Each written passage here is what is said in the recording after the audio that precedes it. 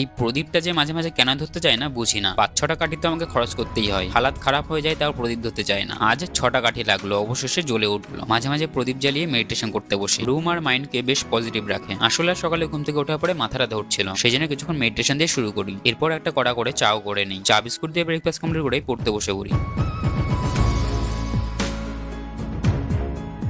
আকাশটা বেশ মেঘালো আর খুবই হাওয়া দিচ্ছিল। জামা কাপড় কিছু কাচাচ্ছিল, কিন্তু বৃষ্টি আসলে তো মুশকিল হয়ে যাবে। তবুও ধুয়েই দিলাম, অনেকদিন ধরে জমেছিল, ধোয়াই হচ্ছিল না। এই মাঠের সামনেটাও কিন্তু বেশ সুন্দর লাগছে। উপরে কালো মেঘ, বৃষ্টি নামলো বলে। আমাদের রুমের সামনে পুরোটাই পুকুর টাইপের, আর পেছনেও একটা বড় পুকুর আছে, সেই জন্য সারাদিন হাওয়া চলতেই থাকে। দেখো বৃষ্টির কথা বলছিলাম আর বৃষ্টি নেমেও গেল। পেছনে যে পুকুরটা কথা বলছিলাম ওই যে দেখা যাচ্ছে। বৃষ্টি বৃষ্টি হয়ে যায়, তাই ভালো মাঝে খিচুড়িই বানিয়ে নিই। সবজিগুলো কেটে ভেজে ডালে জালে সবজি দিয়ে খিচুড়ি বসিয়ে দিই, আর সাইডে ওয়ার্কআউট শুরু করে দিই। এরপর স্নান করে ডিম ভেজে লাঞ্চ কমপ্লিট করেন। বিকালে এডিটিং আর বিশ্রাম নিয়ে সন্ধ্যায় পড়তে বসে পড়ি। মাঝে একটা টি ব্রেক নিয়ে পড়া কন্টিনিউ চলতে থাকে। এই সময়টা সায়েন্স নিয়ে বসেছিলাম।